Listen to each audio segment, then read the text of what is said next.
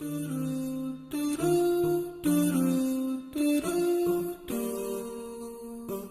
alaikum everyone, and welcome to another exciting edition of MAXCast, a podcast about Muslim leaders and professionals thriving in various domains and speaking on successes and failures. My name is Danyal Sardar, and I will be your host for today's session. We are living in a time where there's so much turmoil and uncertainty happening around the world. You can hear it, read it, or see it constantly on every media platform. Just off the top of my head, climate change, food insecurity, gender inequality, and racism. These global issues, however, have also fueled a generation of catalysts and disruptors that are challenging the status quo and driving the social change that our societies need. So, enter Fahad Tariq. Fahad's day job is on Bay Street as Vice President of Equity Research at Credit Suisse. He is also the founder and CEO of Shift, a not-for-profit that transforms animal and soon human waste into reliable and expensive clean energy in remote villages on 2 different continents. For his work with Shift, Fahad has received numerous accolades, including the Emerging Leader Award from CPA Ontario and Rising Star of the Year from Ascend Canada. Fahad is a CPA CA and also holds an MBA from the Ivy Business School. So Fahad, welcome to MAXCast. Assalamu alaikum. Nice to be here. Thanks for having me. Absolutely.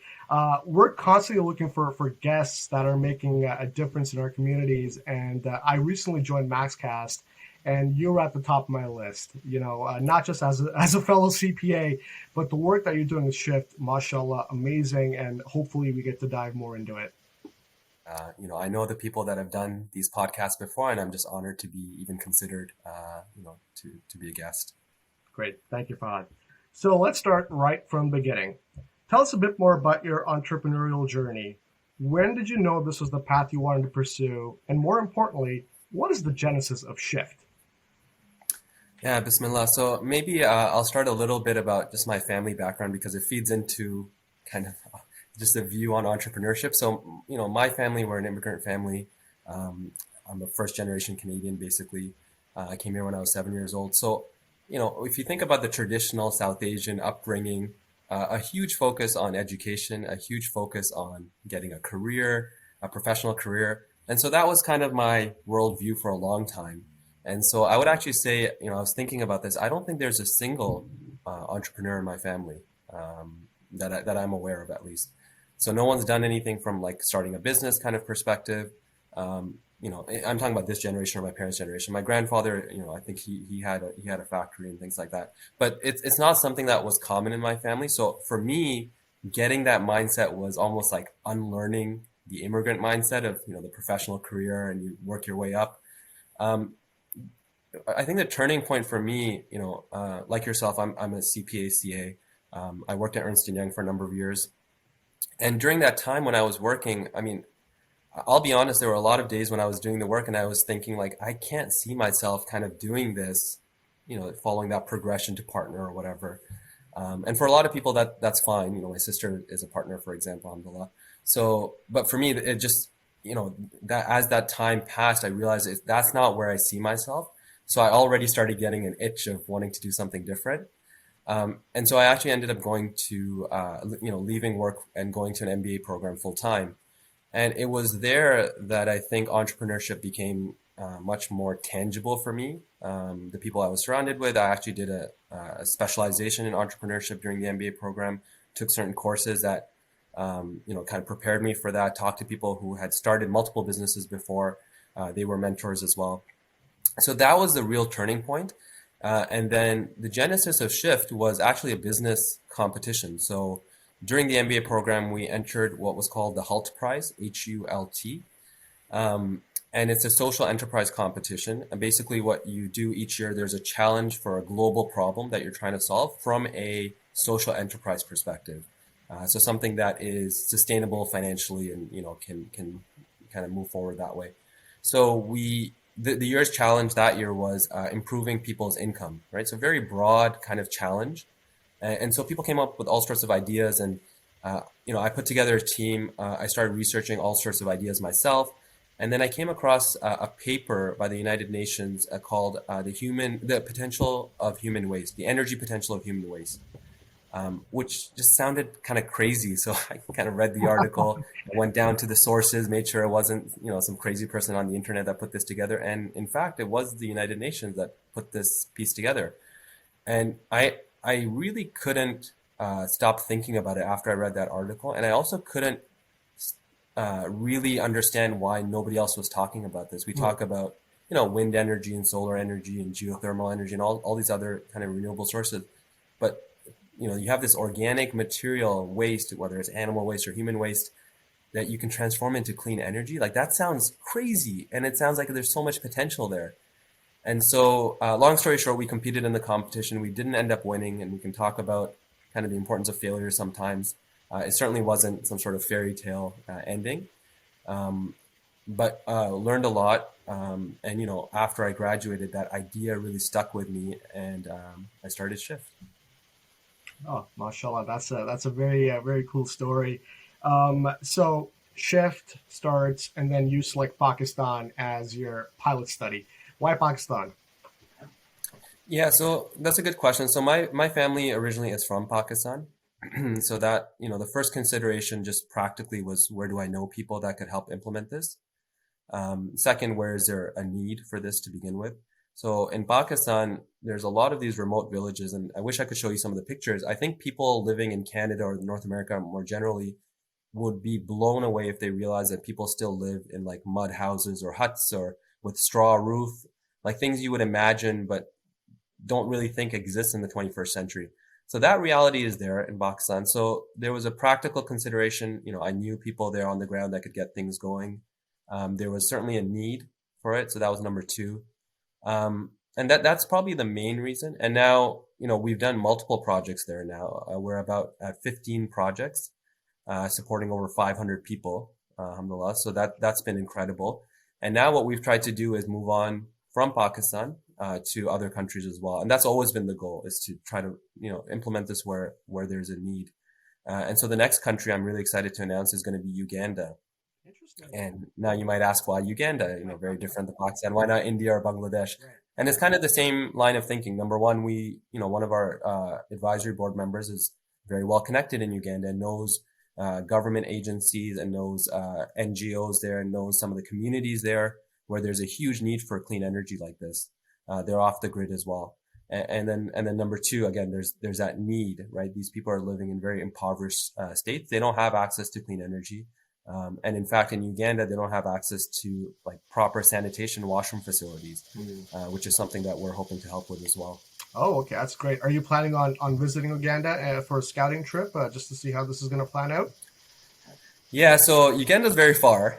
So the scouting, I would have loved to do like a scouting trip, come back, think about it. But I think what we're doing instead, just try to minimize costs and travel, especially during COVID, is, our advisory board member, Dr. Corinne Wallace, she's familiar. So we're relying on her to identify the village.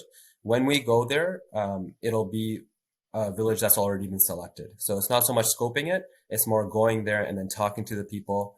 And we have a pretty rigorous process. So we do like a pre-implementation analysis and then a post-implement, then do the implementation and then post-implementation analysis. So we're trying to make it a very rigorous, study where we can actually, point to numbers and things like that, where we say this is what was the reality before from a health perspective, from a energy perspective, from a cost perspective, and this is the reality afterwards.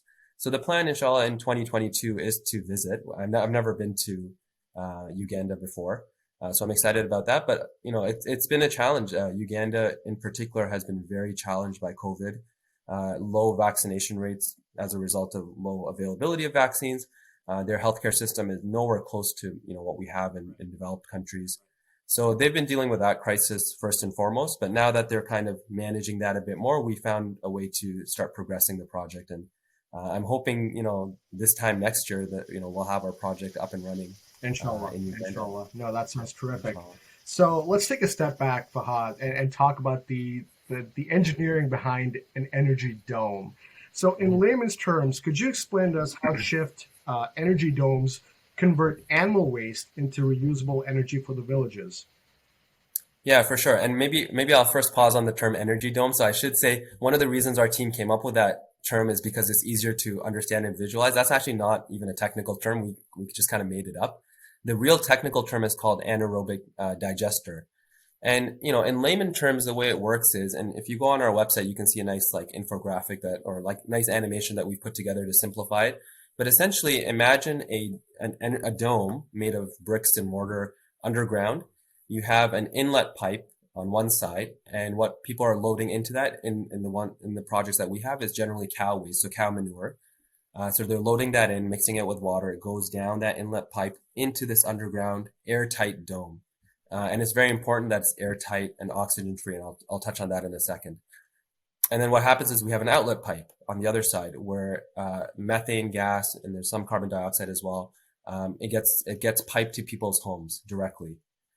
We also have on the other side of the dome basically a container where the physical waste that's left over after the energy has been extracted, that kind of gets collected there. And what the farmers can do is then take that and then scatter it in the field as nutrient-rich fertilizer. So nothing gets wasted in the process. It's this completely closed loop solution that really extracts the most energy. You get the clean energy from in a gas form, and then you also get this really nutrient-rich fertilizer that they can use in the fields.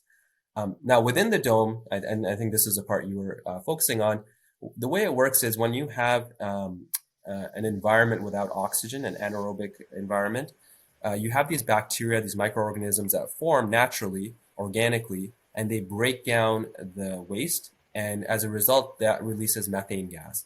Now, that methane gas and some carbon dioxide, it rises to the top of the dome, and then that gets pushed out to people's homes.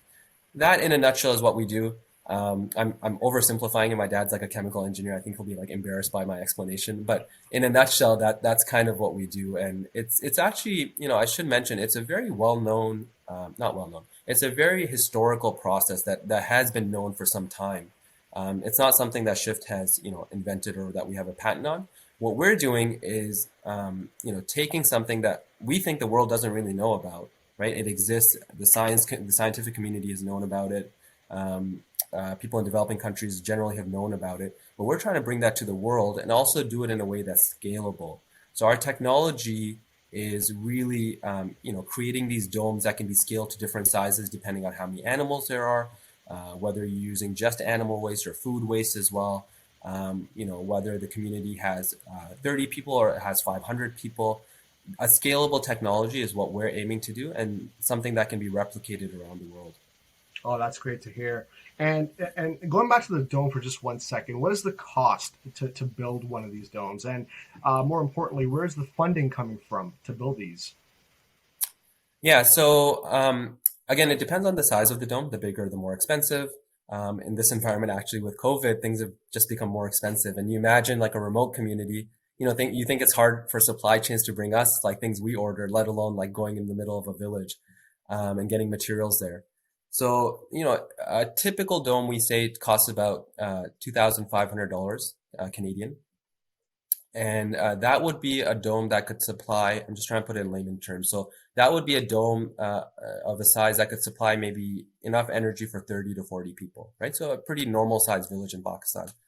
And so if you take a step back and think about the cost, 2,500 for permanent infrastructure, right? This thing is not going to break down. There's no moving parts.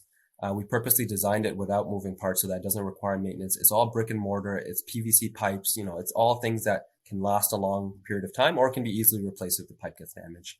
But you're talking about 2,500 for something that will last 50 years, 75 years. And as long as the animal waste is being loaded, it will continue to provide that clean energy. So, we think it's a very, affordable solution and something that you can replicate very quickly. Now, the project we're doing in Uganda, it's going to cost more than that because it's a much larger project.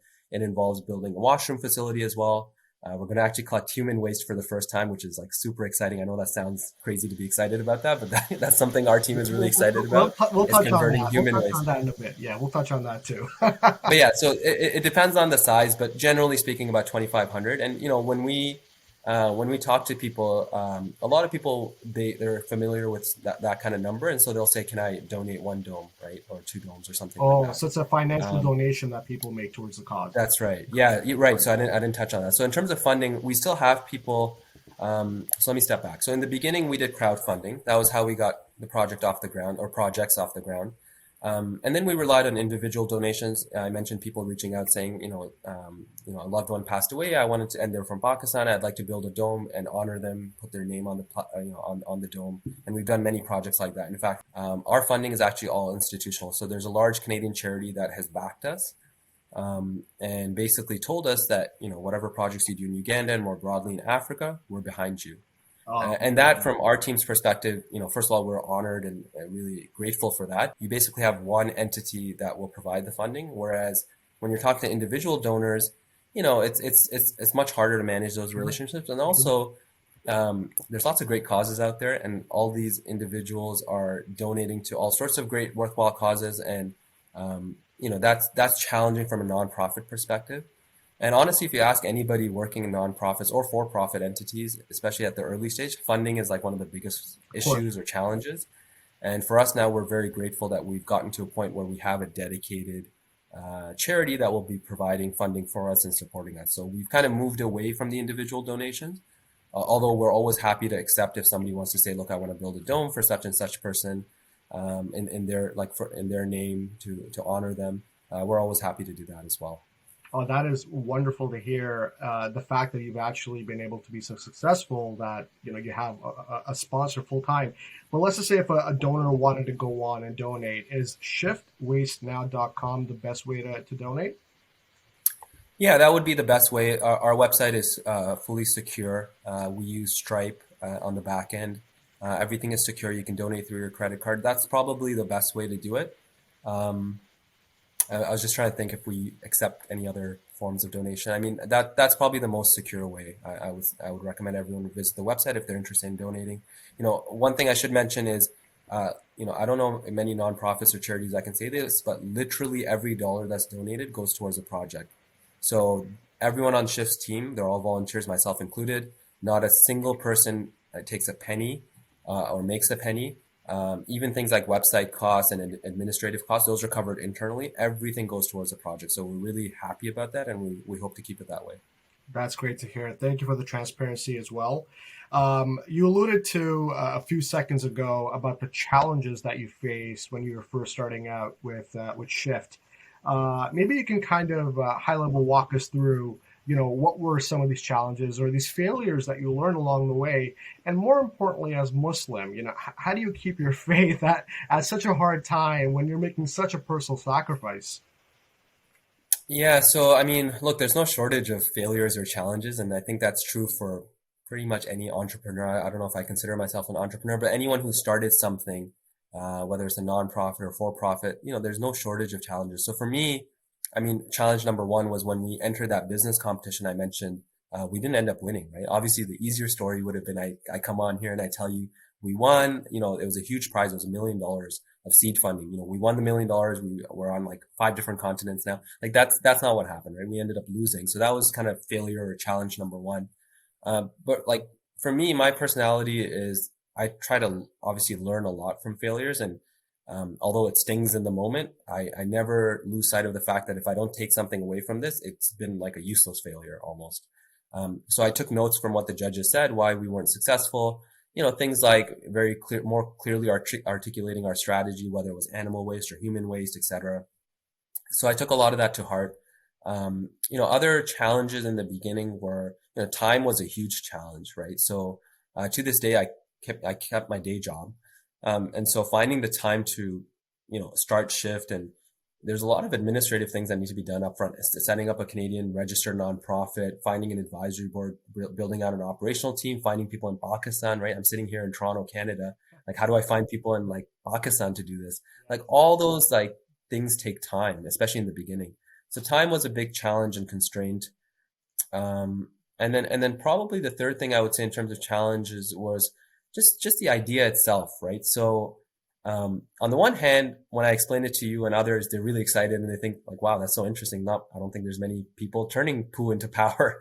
But on the other hand, it's also a little crazy. And so it requires a bit more explanation than, your usual kind of nonprofits or initiatives that we're used to, whether it's like, providing support, like providing food aid or providing, building wells. Like those are things that people are more familiar with. Um, and so if you say something like, "Oh, we're gonna build this dome that turns poo into energy," it's kind of what are you talking about, How did right? you So how that did you, how explanation, did your that extra parents time that's needed. how did your parents take this? I've done all my education. Now I'm gonna go save the world, convert animal poo into energy. Yeah, yeah, it's a good question. Look, I mentioned earlier that, our family were immigrants. We kind of had that mindset and worldview. So obviously my parents, they're fully supportive and loving, and to this day they support what Shift is doing, obviously. But they were kind of like, why aren't you just focusing on your career? Like that's a very common, I think, kind of response from parents when, especially immigrant parents, they came to this country for this reason, for us to get educated and have a better life, and they made huge sacrifices to do all of that. There's no denying that.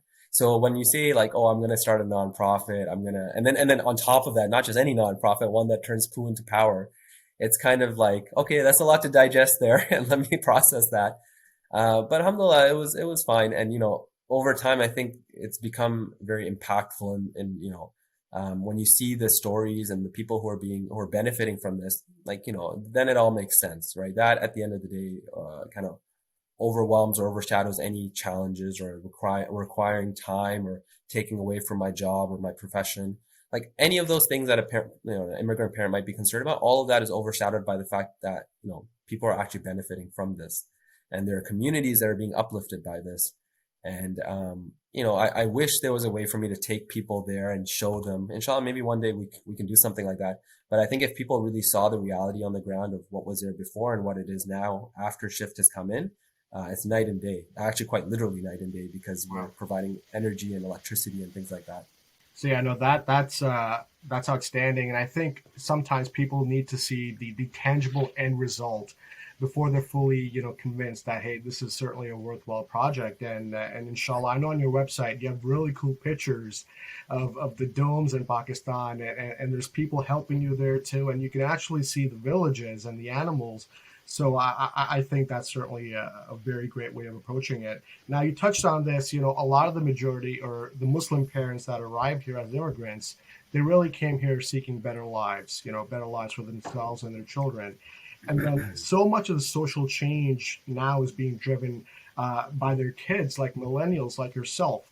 What do you think fuels this charge to make a difference in our societies? Because honestly, Fahad, you can just, you're formally educated. You can just donate to UNICEF for $100 a year. But then what is it that kind of gets you out of bed and says, no, this is part of the world that I live in and I want to do something about it?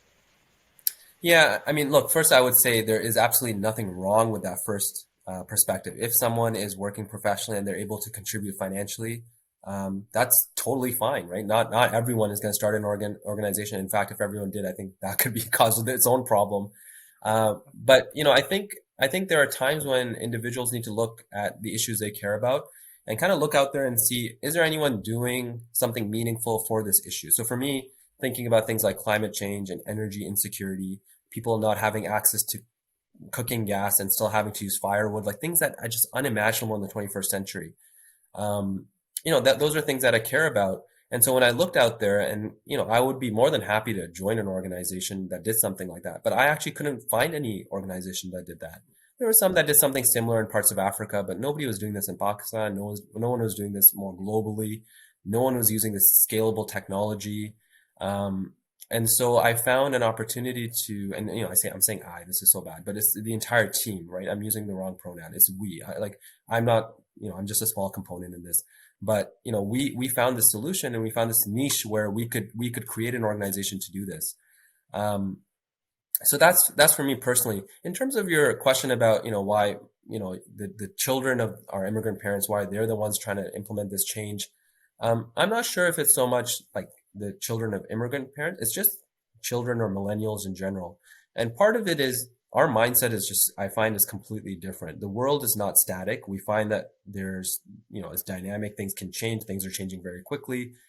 The other thing is we are also seeing a lot of these issues a lot more prominently through social media and things like that. Um, Third, a lot of these issues are at a very late stage in their maturation. So we're not talking about like the early days of climate change or the first report has come out from the IPCC. This is like, year number 30, right? Or 20 or whatever. Like we are well ahead in some of these issues. And so I think a lot of people, I'm not speaking on behalf of all millennials, but people I know at my age, I think they just feel like if they don't do something now, they need to start contributing to the solution because otherwise, status quo, not doing anything is no longer, is no longer tenable. Like that's not a position you can take.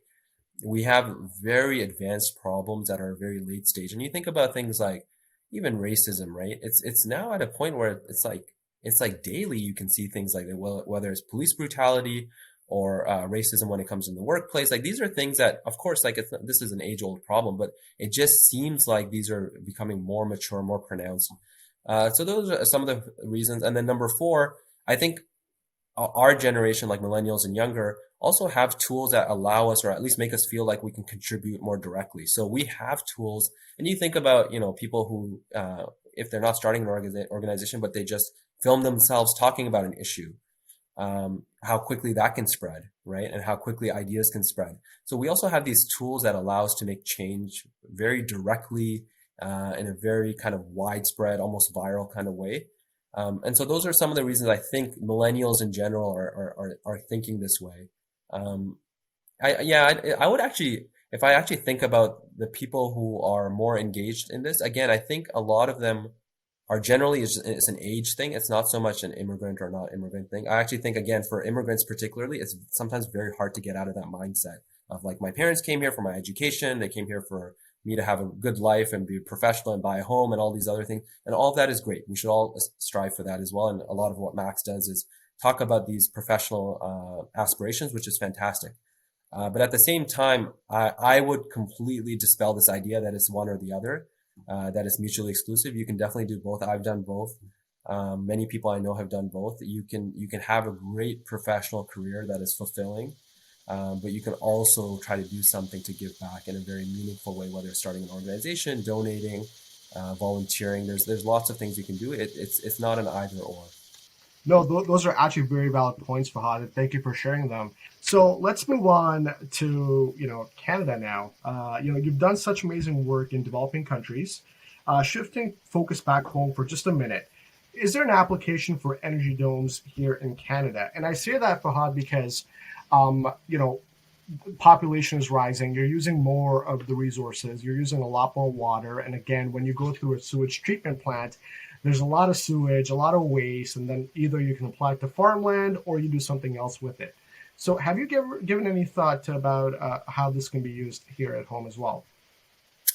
Absolutely, we have. And, there's kind of two contexts I'll talk about. So the first is, if you think about where we're working right now, it's remote villages in these developing countries.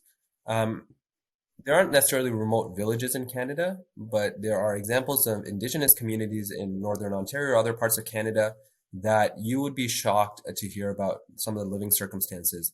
And so I think there's some application in those communities for sure to provide them with clean energy produced from waste. The other kind of context is more the urban context.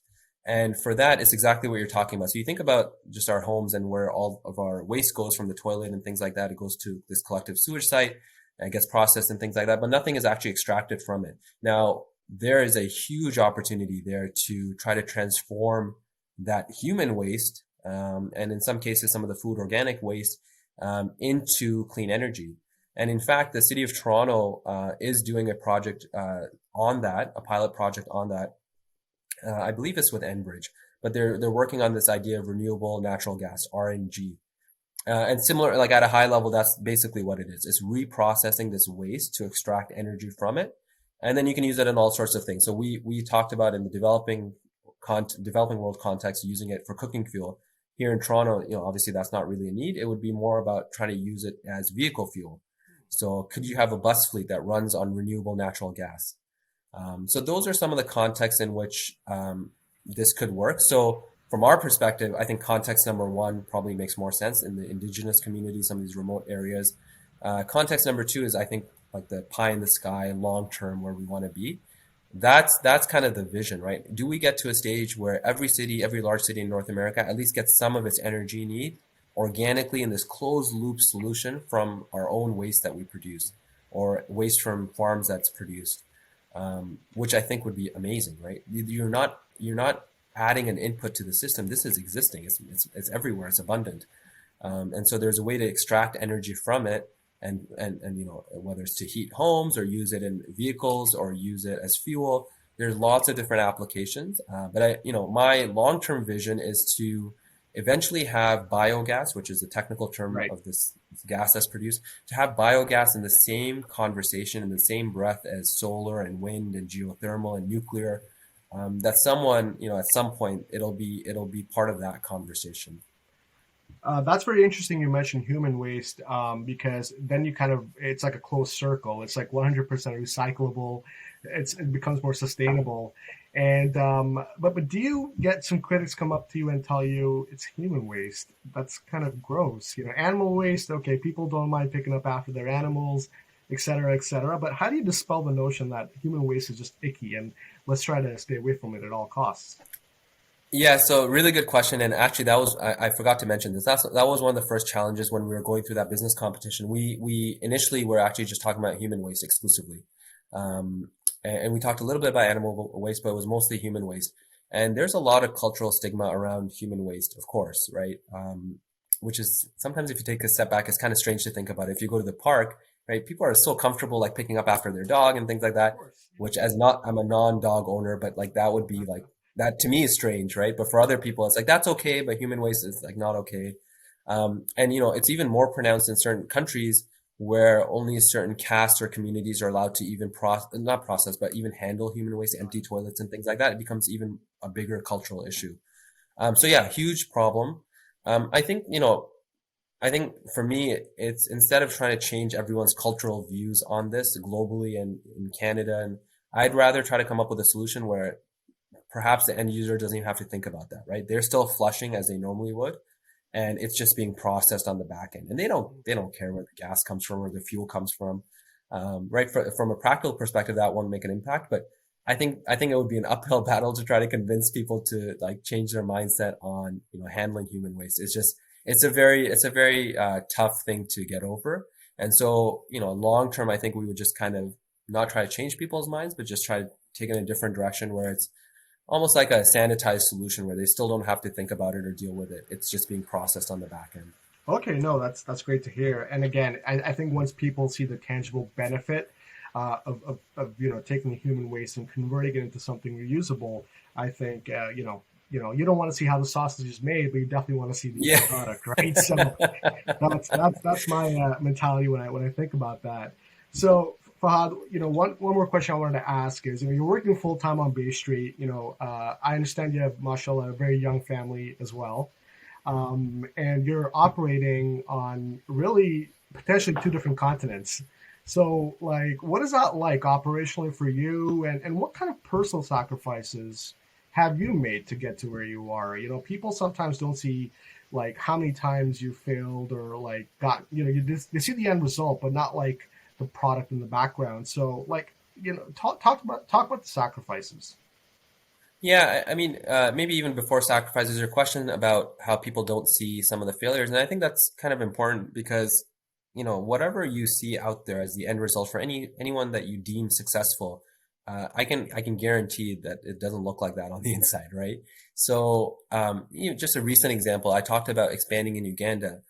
It wasn't, I make one phone call and, a local entity in Uganda says, you know what, we're on board. Everything sounds great. That's not how it works. It took months of trying to find the right organization saying this is not really part of our mandate, thinking about funding, the donor saying, we're not too sure if we're going to fund this part of the project versus, so there's all sorts of like iterations that it goes through. But in the end, everyone just sees Shift is now in Uganda. Wow, it must have been such a great transition from Pakistan to Uganda, but it takes a long time to do things like that, and there's so many little steps in the way and so many challenges that you face on a daily basis. It's actually hard to like enumerate all of them.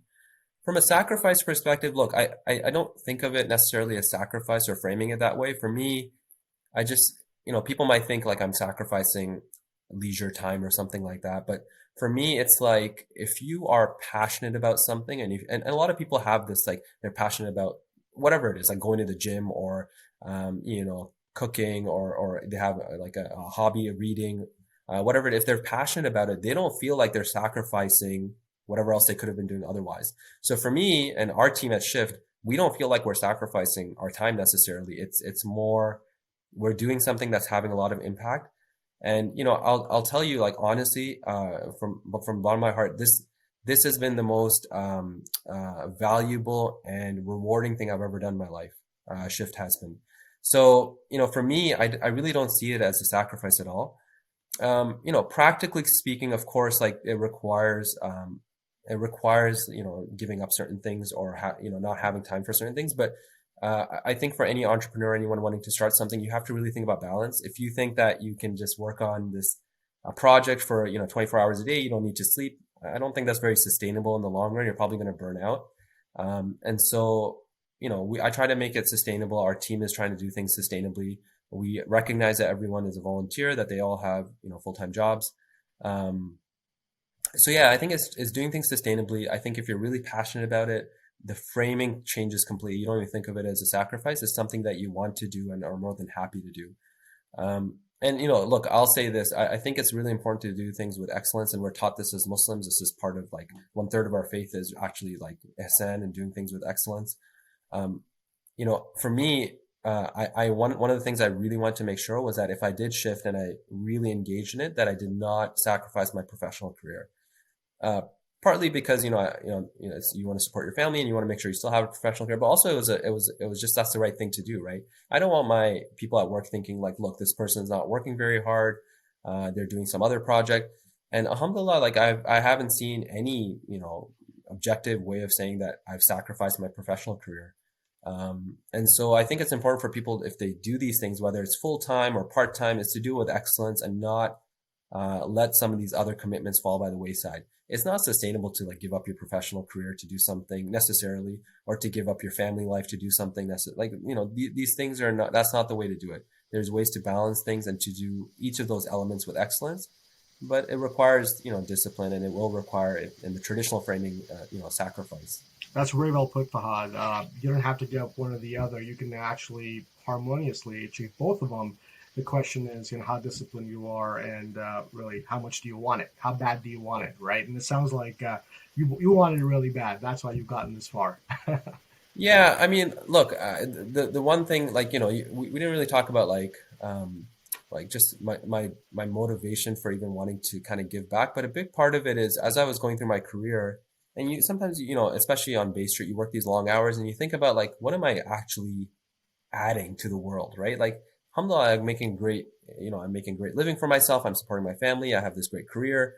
It's intellectually stimulating, but what am I actually adding to the world, right? And that motivation, I find a lot of young people I talk to, they have that, where they're working at all these different firms and they're very prestigious, have these great careers, but they feel like they're missing something, where I'm like, I'm not really adding anything to the world or helping people or having that meaningful impact. And so, if you have that, that's probably the first step towards, that you should be doing something more. You could be doing something more potentially. So I just, that was a big motivation for me, a big motivation for why I'm willing to, juggle all these different things, is because I want to have that impact.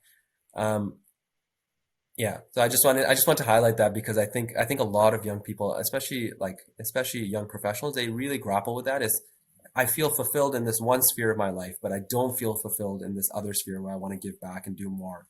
And what I'm saying is, there's ways to balance that. And if you do feel that way, you shouldn't just neglect it, but try to actually act on it. So that's actually a very it's a scenario a lot of young professionals find themselves in. Like they get to a certain point in their careers, and then they're like, okay, what's the next thing to chase, right? And we live in a developed world, Muslims living in a developed world. How can we practice more empathy and become more aware of these social challenges that are happening around the world? Because ultimately, you and I are stewards together. So what advice would you give to, like, a young adult who's looking to make his own mark? Um, I mean, look, I think in terms of being aware of these social issues, I don't think that's a problem at all. I think everyone especially with social media and technology, like people are well aware of the issues that the world is facing. Now, whether or not they're actually interested in those issues is a different story. And for that, I would say one kind of practical thing to do is just um, think about the things that you should be grateful for, right? So, for example, and people talk about like gratitude, journals and things like that every morning, writing down 5 things that you're grateful for. You can do things like that, but even just mentally, if you're just grateful, each morning you get out of bed, the fact that you have a bed, a roof, you can get out of bed, you have a house, running water, electricity, health. Like there's so many things, and I think that mindset of being grateful is probably the first step towards bridging it to empathy. Of wait a second, there's people in the world who don't have any of those things or have like 1/10 of those things. And one of the things I really try to drive home to students when I talk to them, um, especially in the Canadian context, in the North American context, is you are already like the top 0.01% of the world in terms of like how secure you are financially, wealth, safety, like all of those things. And so I think we owe it to the world to give back, right? And one of the analogies I use is we've all won the lottery, right? We've all won life's lottery. And so we owe it to give or to share some of those, winnings or proceeds with the rest of the world. And so in terms of empathy, I think a lot of it comes back to this idea of gratitude and what we have and what others don't have. I also, and I've mentioned this before, I think empathy should be taught more explicitly, or not empathy, but social impact should be taught more explicitly in schools. Right. I think that's one of the ways, practically speaking, there's different courses that people are taught, but at a young age, you could definitely do something on social impact. In fact, I have a friend who every year shows, I think it's a grade 3 or grade 4 class, a video about what Shift is doing. And just to get them into this mindset of like, look, someone living here can have impact somewhere else and can help people in unique kind of interesting ways. And they find it interesting because it's like turning poo into power. But that the message there is so you can have impact, and you should be thinking about what you have and what others don't have. I would love to go into one of those classrooms and give a presentation and kind of show them pictures, and this is how you go from point A to point B. And Yeah. I don't think they're going to be grossed out. I think they're going to be inquisitive. Oh, they have a ton of questions. They have they're so going to many questions. challenge you. And Yeah. yeah, so it's interesting. Like you tell it to an adult, and typically adults also have they're very like fascinated by it. But the adults get right into like, how can you do this, and what are the they get into like almost like trying to find challenges. The kids are like amazed by it. They're like, you can do Of this? course. Then like, why don't we do this here in Canada? Why don't we do this in our home? Like their minds just go to like 1,000 different places, and it's actually incredible to see that because they're not thinking of this like not necessarily like practical worldview and all these constraints. They're just thinking about, you could do this in our home, we could recycle like our toilet, like and so it's really interesting to see that perspective, and it's actually very refreshing. Like they get very, very excited and energized by the idea. Absolutely. Innocent brains, but they're all, thinking of solutions constantly as well, right? So, Fahad, we've had a great discussion, and I want to thank you personally for your time and all the great work you've done with Shift, not just in Pakistan, but also your future endeavors. And I'm really optimistic, and I really, really look forward to your vision for 5, 10, 20 years down the road. If people want to learn a bit more about the work that Shift is doing, or they simply want to connect with you, Fahad, what's the best way to go about it? Yeah, so the best way is probably through our website, www.shiftwastenow.com. If people want to connect with me, I'm always happy to connect on LinkedIn. I'll try to be responsive. I'm always really happy to see people reach out.